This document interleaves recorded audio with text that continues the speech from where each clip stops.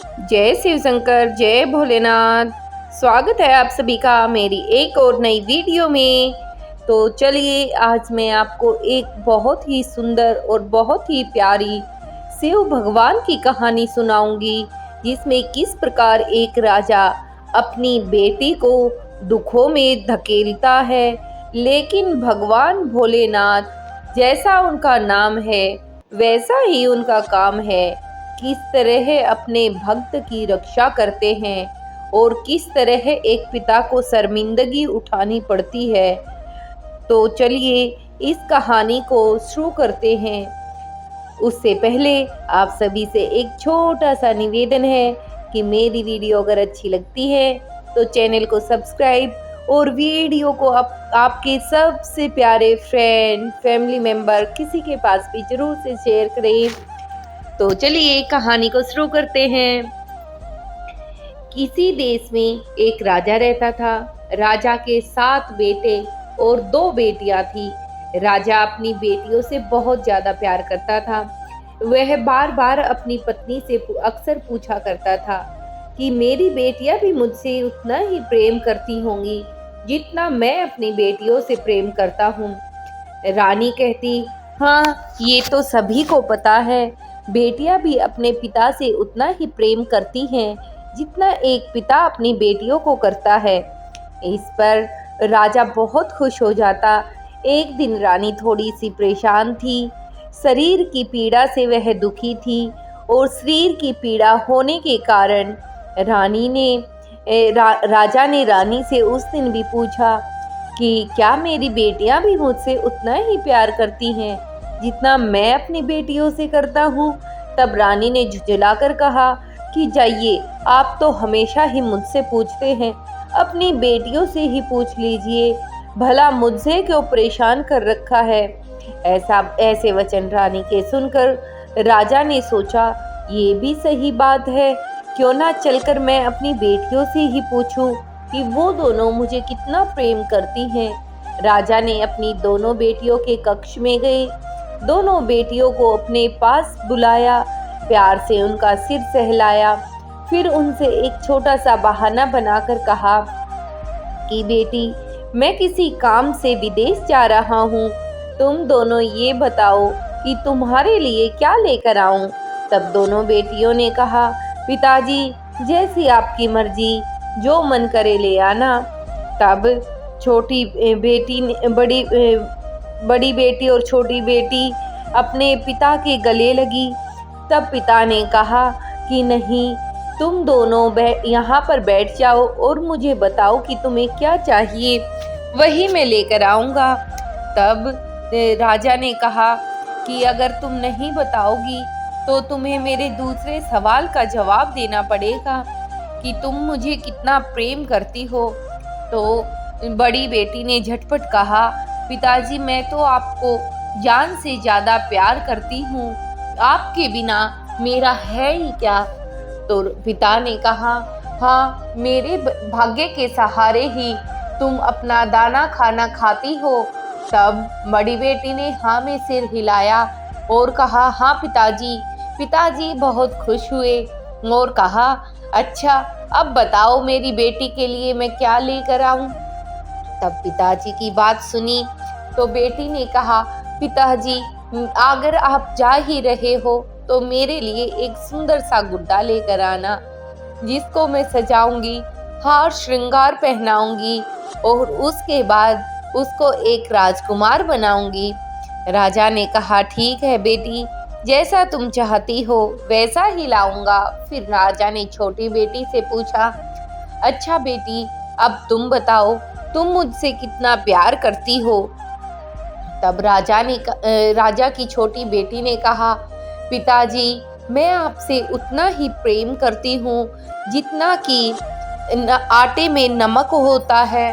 तो राजा को बड़ा गुस्सा आया कि तुमने तो मेरी तुलना एक सस्ते से मिलने वाले नमक से की है, मैं तो तुम्हें जान से ज़्यादा प्यार करता हूँ, क्या तुम मुझे इतना ही प्रेम करती हो, एक नमक के समान ही इज्जत तेरे जीवन में मेरी है। ऐसे वचन सुने तो छोटी बेटी कुछ बोलने ही वाली थी लेकिन राजा गुस्से से झुंझलाया और बोला, मुझे नहीं पूछना तुझे क्या चाहिए और क्या नहीं, बस तुम मेरे एक बात का जवाब दो कि तू किसके भाग्य का खाती है। मेरे भाग्य का ही खाती है और मुझे ही नमक के समान तुच्छ बता रही है। इस पर राजा की छोटी बेटी ने कहा, नहीं पिताजी, आप गलत हो, मैं आपके भाग्य का नहीं खाती, मैं तो मेरे भाग्य का खाती हूँ। मेरे भाग्य में जो लिखा है वही होता है, भला आपके भाग्य का मैं क्यों खाऊंगी। अब तो राजा के गुस्से की सीमा पार हो चुकी थी। राजा झुंझला रहा था। राजा को बड़ा ही गुस्सा आ रहा था। अब राजा की ये हालत देखी तो बेटी डर गई और डर कर कहने लगी, पिताजी, मेरा वो मतलब नहीं था। लेकिन राजा अब किसी की सुनने वाले नहीं थे और उन्होंने कहा, अभी तो मैं जा रहा हूँ, बाद में आऊंगा, तब इसकी सजा मैं तुझे जरूर दूंगा। तब छोटी बेटी ने कहा, ठीक है पिताजी, जो आपकी मर्जी, लेकिन याद रखना मेरे साथ वही होगा जो मेरे भाग्य में लिखा है। इस पर पिताजी बड़बड़ाते हुए उन दोनों के कक्ष से बाहर चले गए और अपने राजकाज में व्यस्त हो गए। लेकिन राजा के दिमाग में दिन प्रतिदिन यही बात चलती रहती। अब एक दिन रानी ने राजा से कहा कि आपको नहीं लगता कि हमें अपनी दोनों राजकुमारियों के लिए सुंदर से वर खोज कर उनकी शादी कर देनी चाहिए। उनके विवाह का समय आ गया है। तब राजा ने कहा, हाँ, और मेरी समस्या का हल भी हो जाएगा। तब रानी ने कहा, कैसी समस्या। कहा, तुम्हारी छोटी बेटी मेरे लिए समस्या ही है। मैं उसको एक ऐसे नीच मनुष्य के साथ विवाह करूंगा जो कोढ़ी, लूला, लंगड़ा, हर तरह की बीमारी से ग्रसित हो और खाने पीने को दाना उसके घर में न हो। तब मैं देखता हूँ तेरी बेटी भाग्य के सहारे भला क्या करती है। अब रानी कहने लगी, आप पिता होकर ऐसी बातें कर रहे हो, ये सब आपको शोभा नहीं देता। आप तो वैसे भी एक राजा हो, अगर ऐसे काम आप ही करने लगे तो भला प्रजा पर क्या असर पड़ेगा। इस पर राजा ने कहा, मुझे तुम ज्यादा शिक्षा न दो और जाकर अपना काम कर लो। अब राजा अपनी दोनों बेटियों के लिए वर खोजने के लिए गया। एक सुंदर सा राजघराना देखा, वहां अपनी बड़ी बेटी का रिश्ता तय कर दिया। अब उसको खोज थी दूसरे उसी नीच घर की, जहाँ पे वो अपनी छोटी बेटी की शादी कर सके। लेकिन दुर्भाग्य की बात है कि उसको ऐसा कोई घर न मिला और वो घर वापस आ गया। एक दिन फिर से वह रिश्ता ढूंढने के लिए जंगल से जा रहा था तो उसने देखा सामने से एक दूसरे राजा का हाथी भी चला आ रहा है।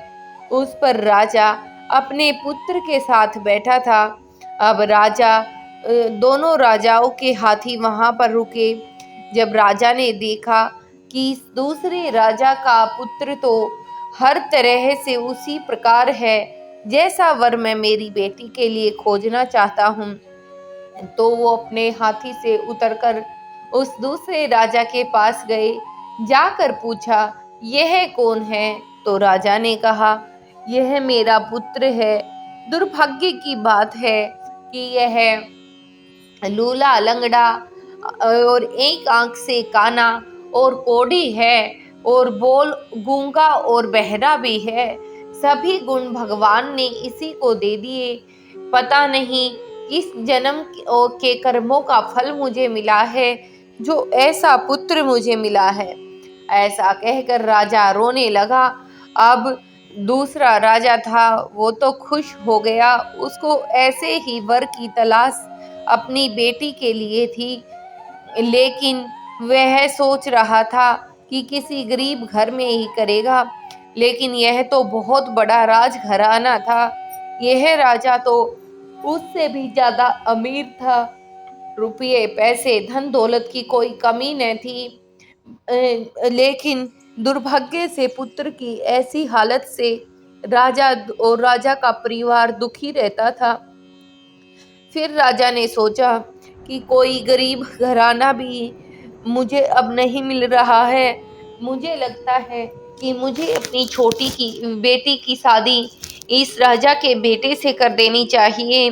तो राजा ने ये विचार किया और दूसरे राजा से बात की कि क्या तुम मेरी बेटी की शादी अपने बेटे से करवाओगे। तो राजा हंसने लगा कि आप मेरा भला क्यों मजाक बनाते हो।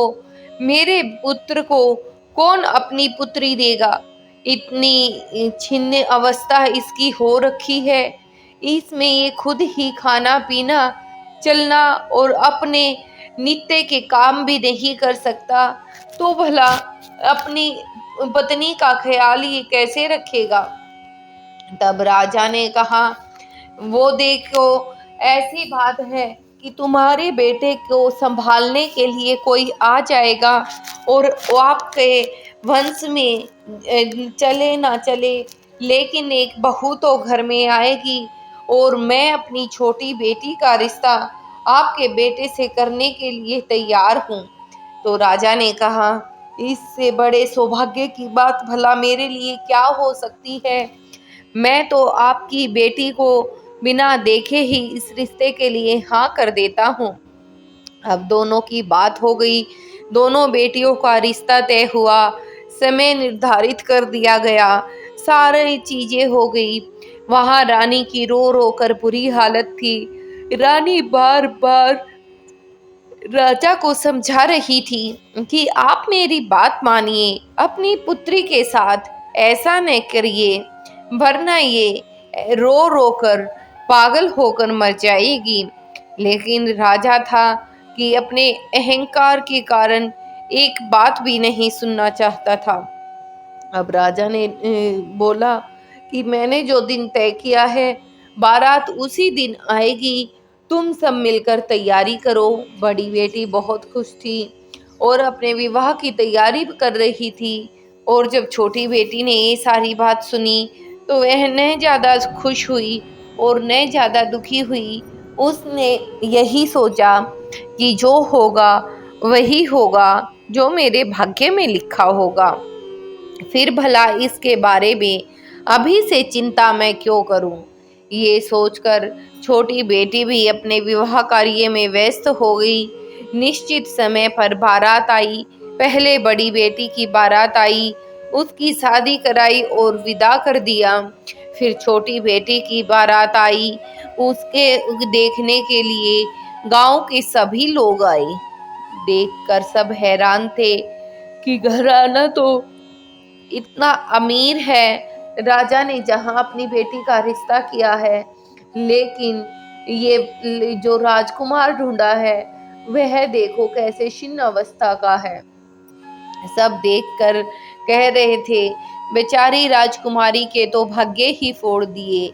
यह पिता है या कसाई, आखिर यह ऐसा क्यों कर रहा है। लेकिन राजा ने किसी की बात न सुनी और अपनी पुत्री का विवाह उस राजा के बेटे के साथ कर दिया। अब राजा का बेटा और सब बारात को वापस लेकर चले गए। शादी संपन्न हो गई थी। जब शादी संपन्न होने के बाद वह घर को गई तो सबने बहू को देखा और कहने लगे, बहू कैसी अप्सरा सी आई है, लेकिन भाग्य तो देखो कैसे फूटा। जो राजकुमार मिला वो न बोलेगा न सुनेगा, न चलेगा न फिरेगा, भला इसके क्या काम का। ये सारे बातें लोग कहते जा रहे थे, लेकिन राजा की छोटी बेटी ने तनिक भी आह जैसी आवाज अपने मुंह से नहीं निकाली। वह चुपचाप बैठी रही, कोई कोई कोई कुछ न बोली। अब राजा भी निश्चिंत हो गया। उसको लग रहा था कि मैंने मेरी बेटी से अपना बदला ले लिया है। अब रात हुई, दोनों को कमरे में भेज दिया गया। अब राजकुमार को ले जाकर पलंग पर लेटा दिया और फिर राजकुमारी भी कक्ष में गई। कक्ष में जाने के बाद जब उसने देखा कि उसके पति पलंग पर लेटे हुए हैं, लेकिन वो किसी काम के नहीं है, ऐसा देखकर राजकुमारी की आंखों से आंसू आए और राजकुमारी पलंग के नीचे ही बैठ गई। पलंग के नीचे बैठकर राजकुमारी दोनों हाथ जोड़कर भगवान को याद करने लगी कि हे भगवान, अहो मेरा दुर्भाग्य, आखिर मैंने ऐसा क्या किया कि जो मुझे ऐसा पति मिला। लेकिन मुझे आप पर पूरा विश्वास है, मुझे आप पर पूरा यकीन है कि आप वही करोगे जो मेरे लिए अच्छा होगा। अगर आपने ऊपर के सारे दरवाजे बंद किए हैं तो उसमें कहीं ना कहीं मेरी ही भलाई होगी। इसलिए मैं अब आपसे क्या ही कहूँ, और अपने दुख की गाथा गाने लगी। दुख की गाथा गाते गाते वह रोने भी लगी और सोचने लगी कि काश मेरे पति ठीक हो जाएं। अब वह तो ठीक होने से रहा, लेकिन राजकुमारी की आंख लग गई। जब राजकुमारी की आंख लगी तो ये भगवान भोलेनाथ ने उसे सौपन्य में दर्शन दिए और कहा, पुत्री उठो, तुम उदास क्यों हो। तब राजकुमारी ने कहा, भगवान अब आपको मैं क्या ही बताऊं, आप खुद ही देखो, मेरे जीवन के पन्ने पलटकर इनमें ये दुख क्यों आया है। क्या पहले मैंने कोई नीच कार्य किया है, या फिर इसमें मेरी कोई गलती नहीं है। इस पर भगवान ने कहा कि इसमें तुम्हारी कोई गलती नहीं है, यह सब भाग्य का फेर और किस्मत का बदलाव है। लेकिन तुम मेरी अनन्य भक्त हो, सच्ची भक्त हो, जब भी मेरे मंदिर जाती हो मुझे भोग जरूर लगाती हो। इसलिए मैं तुम्हारी मदद करने के लिए ये लो जल और अपने पति के पूरे शरीर पर छिड़क दो। और ये मेरी जटाओं से निकला हुआ जल है, इसको अगर तुम अपनी पति के शरीर पर छिड़कोगी तो एक तेज चमक कर बाहर आएगा, जिससे तेरी सारी समस्याएं हल हो जाएंगी। तुमने मेरी भक्ति इतने सालों से की है और तुम्हारी भक्ति में तुमने कभी भी कुछ नहीं मांगा, निस्वार्थ भाव की भक्ति थी। इसी से प्रसन्न होकर मैं तुम्हें यह दे रहा हूँ, यह छिड़क दो और सब कुछ पहले जैसा हो जाएगा। उस कन्या ने, जो राजकुमारी थी, वह जल लिया और अपनी पति की काया पर छिड़का। पति सो रहा था, उसको पता भी न चला। चांद जैसी सुंदर काया पति की हो गई थी और वह खुश भी। अब जब सुबह सब लोगों ने ये चमत्कार देखा तो सब हैरान हो गए। राजकुमार की माँ आकर अपनी बहू से बोली कि तुम लक्ष्मी ही नहीं, इस घर की देवी हो। आज तक जो 16 साल में चमत्कार न हुआ, तुम्हारे आने से हो गया है। तुम्हें हम देवी की तरह पूजेंगे। गांव के लोग भाग भाग कर आकर राजकुमार को देखने लगे। माँ भी कहने लगी, मैंने आज तक 16 साल में मेरे बेटे को जी भरकर देखा ही नहीं। क्या मेरा बेटा इतना सुंदर था। जहां भी जाए वहीं राजकुमार की चर्चा होने लगी। अब राजकुमार की चर्चा जो राजकुमारी थी उसके पिता के घर तक पहुंच गई। अब जब उसके पिता को इस खबर का पता चला तो उसको भी विश्वास न हुआ कि इतनी बीमारियों से ग्रसित मनुष्य कोई इस प्रकार कैसे ठीक हो सकता है। पिता भी दौड़ा दौड़ा चला आया, आकर देखा तो अपनी आंखों पर यकीन न हुआ। आंखों को इधर उधर से मसलते हुए राजा से पूछने लगा कि यह चमत्कार कैसे हुआ। तब राजा ने कहा, यह आप हमसे नहीं, अपनी पुत्री से पूछिए। पुत्री को जब पिता के आने की खबर मिली तो उसने फटाफट से अपने पिता के लिए 56 भोग तैयार किए और एक भी भोग में नमक नहीं डाला और कहा कि बिना नमक का खाना मेरे पिताजी के लिए तैयार करो। सबने पूछा तो कहा वो कभी भी नमक खाते ही नहीं है। ऐसा कहकर जब उसके पिताजी उसके पास आए और पूछा कि ये सब क्या है, ऐसा कैसे हुआ, तो उसकी पुत्री ने कहा, पिताजी ये तो वही है जो मेरे भाग्य में लिखा है।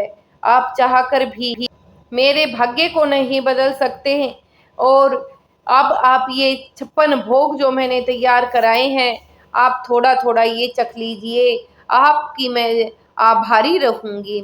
ये कहकर पिताजी ने थोड़ा थोड़ा सब भोग से चखा, किसी में भी नमक न मिला, तो थूक करके जमीन पे थूक दिया और कहा, ये कैसा भोग तैयार करवाया तूने, जो एक में भी नमक नहीं डाला, बिना नमक के क्या कोई खाना होता है।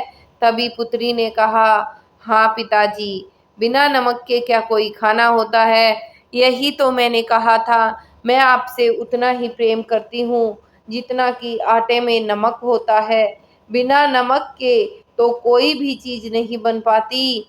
और हम गुड़ के बिना खाए रह सकते हैं, लेकिन नमक खाए बिना नहीं रह सकते।